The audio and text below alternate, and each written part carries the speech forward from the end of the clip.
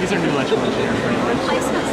He's also he's our CFO, so he's taken over, but he has taken over the electrical part portion of it. So when you were creating this robot, with ground level this year, you started to create it, did you decide, did you break up and say, I'm going to do electrical, I'm going to do mechanical, I'm going to do graphics, I'm going to... Yes and no. Somewhat. Yes, with fluidity. So it wasn't you are electrical and everyone else will just, if there's something with wires, we're going to toss it off to you. No, it was more flowing in that everyone gets, well, not everyone, but most people are able to get. I mean, we had a bunch of seniors on the team, so another big part of it was taking the underclassmen and teaching them how to do certain things. So like solder. So yeah, pretty much, like we have our groups and we would design the mechanical parts or electrical parts, but everyone else would put it together as a team, more or less, working together. So if I pulled any one of you out, and I asked you how this robot worked, how it went together and how it worked, would you be able to tell me kind of beginning to end? Well, that depends on who you pull out. Anyone? It's a general knowledge. Exactly. General, yes. Specifics, no. Possible. Possible. No. What kind of control system do you have? We have speed controllers, 4 speed controllers. And bang bang backup. You got potentiometers. So what would you say was your biggest challenge? Waterproofing.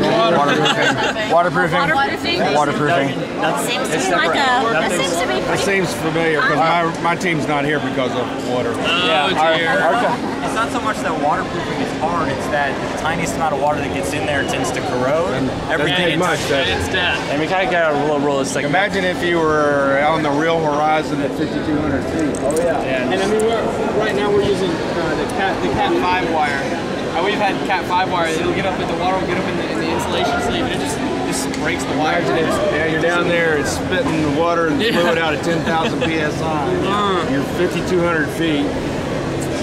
Came out at the surface, you know? I wonder what their water probably is. Oh, yeah. Everybody goes, oh, that was simple. I'm thinking to myself, you don't know anything about what you're talking The about. difference between Ranger depth and the Explorer yes. just going from 50 to 40, I'm sure is a huge change. It's amazing. You go from 18 psi to about 36. For people who have gone to these, gone to a main competition before and seen the kind of challenges that we had to go through at, our depths, which are child's play, absolute child's play, compared to what they had to go through on the. What you're learning here, teamwork, time management, budgeting, core applies no matter where you're going. Yes. Okay, it doesn't matter whether you're going to 5,000 feet or 50 feet. Absolutely. All the skills that y'all are learning to whatever level, you can take that and use it. Learn. It's all learning activity. You all apply it at a different level. Right. So this is, I don't have my reading glasses on. Oh, no, it was not. Okay. It was not a dig at you at all. You can take my word for it. Take our word for it. It's perfect. Tomorrow we will be reading every word on these posters. Okay.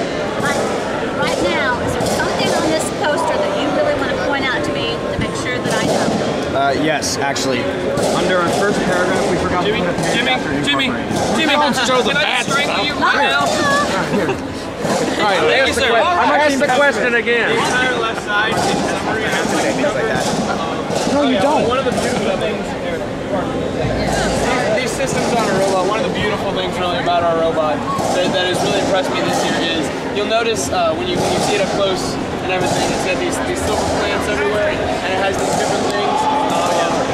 Our robot is completely modular. Team pessimist, I have to point out everything wrong. All of these, everything is held together with they're warm air clamps, like a radiator hose clamp, and it's a 5/16 bit, and so all of it is. If you have the nut driver, you can just adjust anything. Take it off, replace it. We can change anything we want to in a hurry if it needs to be changed, and we can change out the pieces and parts so the robot can be reused until it's completely done. In fact, on the factory floor, you're required to have a 5/16. Yeah, on you at all times. It's our protocol. And then also our brilliant. I mean, we've had countless students working together on these pieces that we've titled, you know, the bullhorn. That's kind of my child.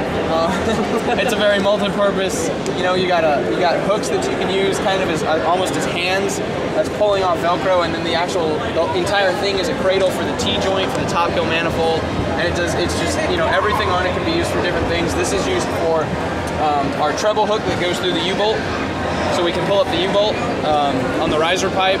It also spins the wheel. That part of the task, and it spins the wheel and closes the valve. So everything is multi-purpose and adjustable to the highest degree, and it's really cool. And what is your company name? Hydraulic Systems Incorporated. And what's the robots? The NCC, it's the Nautical Capability Craft 1701 Damage Control variant, and we call it the Olive.